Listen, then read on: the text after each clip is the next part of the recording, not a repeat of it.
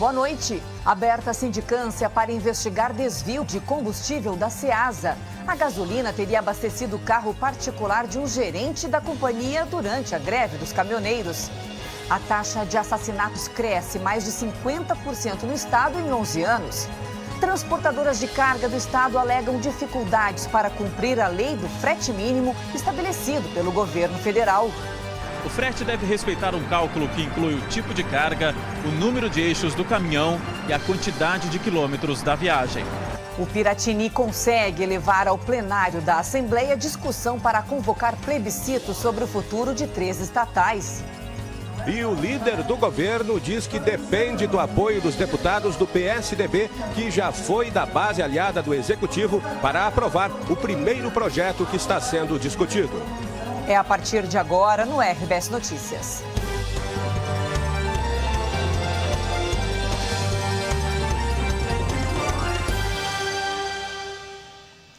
Os deputados estaduais começaram agora a debater se o governo vai fazer um plebiscito, que é uma consulta à população sobre o destino das estatais gaúchas.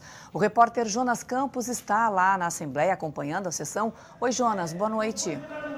Tem que privatizar, tem que federalizar, até porque o governo está sinalizou com a federalização da CE. Boa noite, Carla. Boa noite ao pessoal que está em casa. Uma sessão que vai entrar pela noite e, olha, não tem hora para terminar. Neste momento, os deputados estão discutindo o primeiro projeto, aquele que reduz o prazo para a convocação deste plebiscito de 150 para 90 dias. 150 dias, o governo já perdeu o prazo, porque deveria ter aprovado esse projeto em maio. Como não conseguiu, tirou da manga uma outra cartada, qual é? Tentar aprovar um projeto para reduzir este prazo para 90 dias, ou seja, ele tem que aprovar a data limite até o dia 3 de julho. Os deputados da base aliada se revezam na tribuna, fazendo discursos defendendo a aprovação do projeto. O governo já conseguiu garantir aqui no plenário o quórum de 28 parlamentares, para tentar levar essa sessão até mais tarde e garantir a aprovação. Mas a oposição diz que tem maioria. Então é uma guerra de números, uma disputa voto a voto. Agora há pouco, o líder do governo conversou com os jornalistas e fez um apelo para os deputados do PSDB, que já foi da base aliada. Vamos ver o que disse o líder do governo e depois o líder do PSDB. A bancada do PSDB é fundamental nesse processo, porque sem os votos da bancada do PSDB, o plebiscito não será convocado este ano. Então a decisão, se iremos ou não ter o plebiscito este ano, está nas mãos dos 4 parlamentares do PSDB. O PSDB ele se posiciona, não muda a sua posição, ele é favorável ao plebiscito. Agora, ele não é favorável à redução dos 5 para 3 meses de discussão do plebiscito, que acarretaria o debate nas eleições. Nós temos muito que debater nas eleições e nós achamos que é um curto prazo para debater este assunto nas eleições. Bem, a bancada do PSDB tem 4 deputados. 3 já declararam que vão votar contra o governo. E apenas a deputada Zilá Breitenbach vai votar com o governo pela aprovação. Como eu disse, é uma disputa voto a voto. O governo conseguiu uma vitória pela manhã na mesa diretora ao aprovar o pedido encaminhado pelo Palácio Piratini para a convocação do plebiscito. A aprovação se deu por 4-3, justamente com o voto de um deputado da bancada do PSDB. Agora, neste momento, estão aqui na Assembleia, nas galerias, vários funcionários das 3 estatais, a Companhia Rio Grandense de Mineração, a Sulgás e a CE, que estão acompanhando a sessão e vão ficar aqui. A todo momento se manifestam contrários quando os deputados do governo falam e chegam a ficar de costas para o plenário. Carla. Obrigada, Jonas. Transportadoras gaúchas estão alegando dificuldades para cumprir a lei do frete mínimo estabelecido pelo governo federal. Muitas viagens foram até suspensas e tem caminhoneiro parado esperando por trabalho. Em vigor há 6 dias, a tabela de frete mínimo era uma das reivindicações dos caminhoneiros em greve. É como se fosse um salário mínimo para a contratação de um caminhoneiro autônomo. Mas a nova regra tem assustado as transportadoras. O frete deve respeitar um cálculo que inclui o tipo de carga, o número de eixos do caminhão e a quantidade de quilômetros da viagem. Muitas transportadoras subcontratam caminhoneiros autônomos para poder cumprir contratos. Mas com tantas dúvidas, muitas viagens foram suspensas. As transportadoras não sabem, por exemplo, como fazer a cobrança quando cede a carreta e contrata apenas o chamado cavalo mecânico, a parte da frente do caminhão. Olha só como ficou o pátio deste posto em Cruz Alta, na região noroeste. Caminhoneiros parados, nenhum deles quis gravar a entrevista. Hoje, em Porto Alegre, cerca de 150 representantes de transportadoras se reuniram no sindicato da categoria para tirar dúvidas sobre o assunto. A única coisa que a gente sabe é que isso é uma lei e lei não se discute, se cumpre. E nós estamos aqui para cumprir a lei e assim nós passamos aos nossos associados. O César é diretor de uma transportadora em Bento Gonçalves e veio à capital buscar ajuda. Uma das reclamações das novas regras é a exigência de pagamento para o caminhoneiro que retornar da viagem com o caminhão vazio. Ele diz que só da empresa dele, mais de 1000 viagens com soja deixaram de ser feitas desde que a nova determinação entrou em vigor. A gente sente totalmente a dificuldade do autônomo, porém a gente não consegue repassar. Então a luta do autônomo, ela é importantíssima, mas a nossa luta também ela é necessária, que o nosso governo sinta isso, entenda, compile as informações e chegue num denominador comum. A resolução que determinou a tabela do frete mínimo tem como base uma medida provisória. Portanto, já tem força de lei, mas para se tornar lei em definitivo, tem ainda que ser aprovada pelo Congresso Nacional. Veja no próximo bloco, aberta a sindicância para apurar denúncia de desvio de combustível da Ceasa para carro particular de um gerente da companhia.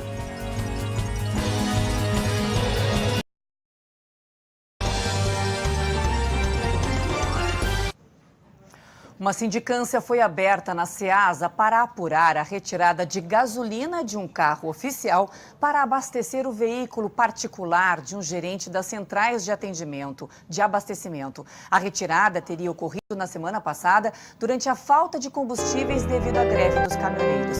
Veja na reportagem de Fábio Almeida.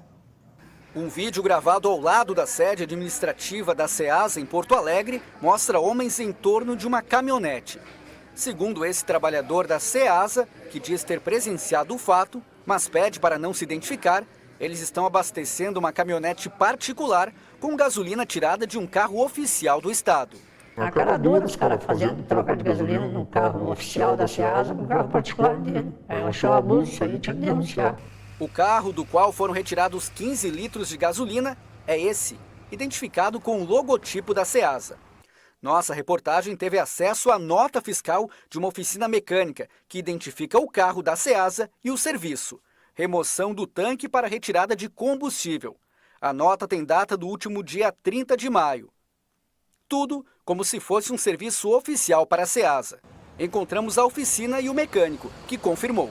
Foi um serviço que foi feito num carro ali da Ceasa para tirar uma gasolina ali para...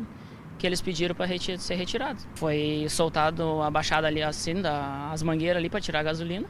E depois que tirada a gasolina foi dado os galões para eles levar para onde eles tinham que ser levados. A caminhonete que recebeu o combustível é essa, do gerente administrativo da Ceasa, Álvaro Gonçalves, que no vídeo aparece ao lado do carro. Hoje abordamos ele para conversar. Sim, amigo. Não sei do que o senhor está se referindo aí. O senhor não ordenou a retirada? Mas jamais. O gerente cita o nome de um subordinado dele como responsável pela retirada do combustível e pede para falarmos com José Zapata, chefe do transporte. O veículo é do senhor que aparece no vídeo. Foi combustível para o seu veículo? Se foi? É. Fala com ele, ele é que sabe. Mas foi combustível para o seu veículo? Ele é que sabe, amigo, ele é que sabe. Em nota, a presidência da Ceasa, que não quis gravar entrevista, reitera que foi aberta uma sindicância para averiguar a veracidade e responsabilidade dos fatos. A investigação será concluída em 30 dias.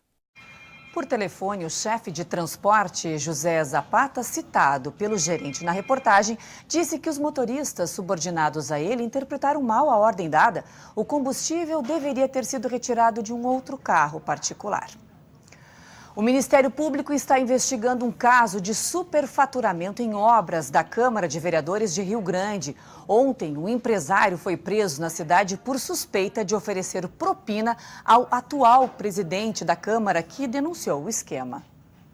A situação do prédio da Câmara de Vereadores de Rio Grande é essa. Piso com defeito, instalações elétricas precárias e infiltrações. A nosso pedido, a perita judicial Daniela Simões Lopes fez uma inspeção no local e descobriu um absurdo no custo da mão de obra. A Câmara chegou a pagar R$ 340 por hora de trabalho a um servente de pedreiro. Basicamente, eles vão ter um valor de quase 50 mil o salário mensal, né? E isso é totalmente inaceitável, fora de mercado totalmente. Superfaturamento também nas instalações elétricas. R$ 375 a hora de trabalho do eletricista. A gente tem presença de fiação aparente, com emendas inadequadas, perigo iminente de incêndio, de curto. Os problemas estão por toda parte. As caixas d'água que estão no prédio têm mais de 20 anos e precisam ser trocadas porque podem causar contaminação. Detalhe, há mais de 5 meses, a Câmara pagou R$ 10 mil exatamente por 4 caixas d'água novinhas, mas que nunca foram entregues. A conclusão: em 3 anos, foram gastos R$ 2.200.000 em obras, mais que o valor de mercado do prédio, que é de R$ 1.800.000. O ex-presidente da Câmara tentou se explicar. Eu não tenho como fazer um levantamento, eu, presidente da Câmara, a respeito de quanto custa a hora, quanto não custa, qual o valor que vai custar, até que prove o contrário. Eu acredito, acima de qualquer coisa, na idoneidade dos funcionários de carreira da Câmara, que são os que fizeram todo o processo de licitação. O Ministério Público de Rio Grande apura as denúncias de superfaturamento. Ontem, a investigação resultou na prisão do empresário Marcos Marcelo Leão Coelho, ex-responsável pela TV Câmara, que transmite as sessões. Ele é suspeito de oferecer propina de R$ 30 mil por mês ao atual presidente, para renovar um contrato de mais de R$ 1 milhão por ano. O vereador gravou a oferta. O nosso contrato da TV tem ele montado justamente para poder ajudar. Só que assim, ó, eu ajudo quem está aí do outro lado. Hoje quem está é tu. Tu é o cara que vai me manter aqui dentro. Tu é o cara que vai me ajudar. O atual presidente da Câmara de Vereadores de Rio Grande, Flávio Maciel, não aceitou a proposta e entregou a gravação a este promotor, que pediu a prisão preventiva do empresário. O que aconteceu mais recentemente é que houve a juntada de outras provas, fez a aferição de outras provas, né, de que o contrato de fato era montado com sobrepreço para que se pudesse oferecer vantagens a agentes públicos. Em depoimento, o empresário preso negou envolvimento no esquema e não quis ouvir a conversa gravada pelo presidente da Câmara. A taxa de assassinatos no estado cresce mais de 50% em 11 anos. Veja a seguir.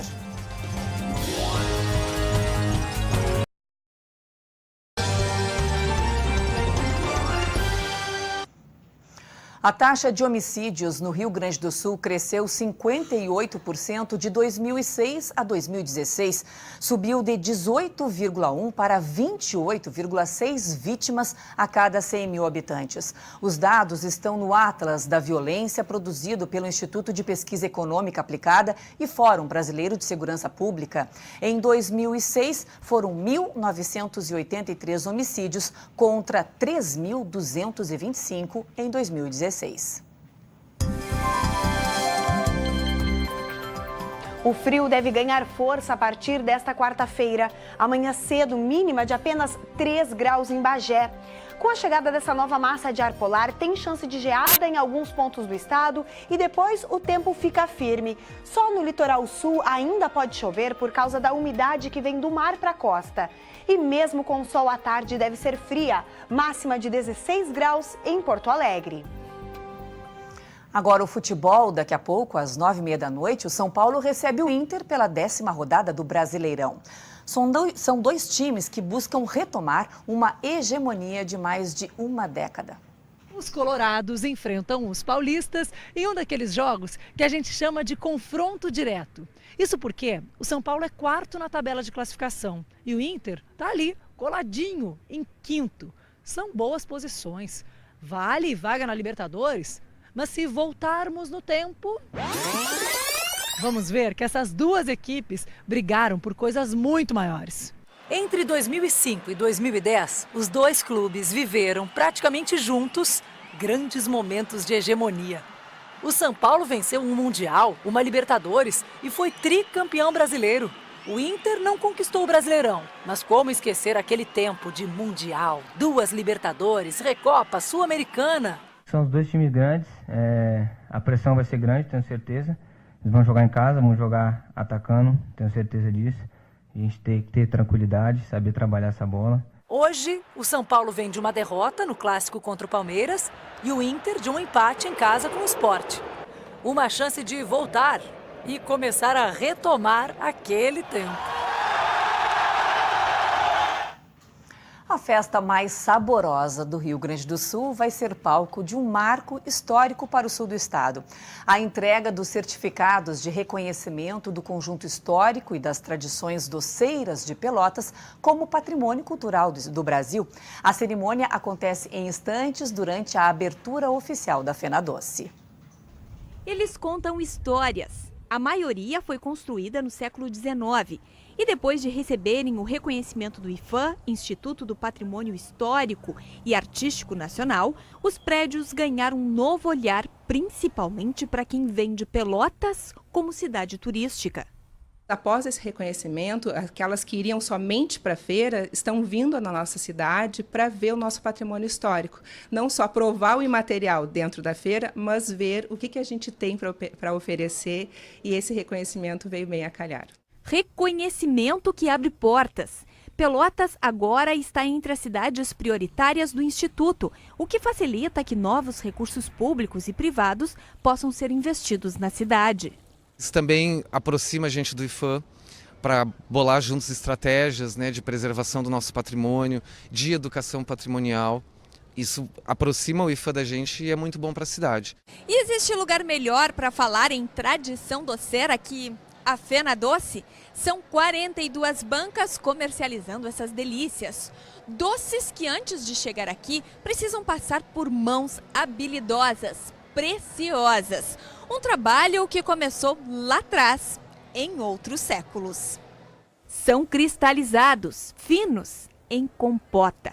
Todos conquistaram o Brasil. O modo de preparo se tornou patrimônio imaterial do país e o reconhecimento já traz resultados. Realmente o pessoal vem aqui, nos dá os parabéns, tá? Pelo reconhecimento do IPHAN, e para nós é muito orgulho, reconhecer esse trabalho, pois vem de várias gerações. Conquistas que pautaram a edição do painel RBS Notícias que aconteceu esta tarde na FenaDoce. A presidente do IPHAN, uma das participantes, destacou a importância de Pelotas no cenário histórico do Brasil. O IPHAN completou agora 81 anos e nesses 81 anos foi a primeira vez que o Conselho Consultivo do IPHAN analisou uma proposta de tombamento junto com uma proposta de registro. Então foi a primeira vez que a gente conseguiu, de fato, unir o corpo e a alma. Outras informações às 8h30 no Jornal Nacional. Uma boa noite e até amanhã.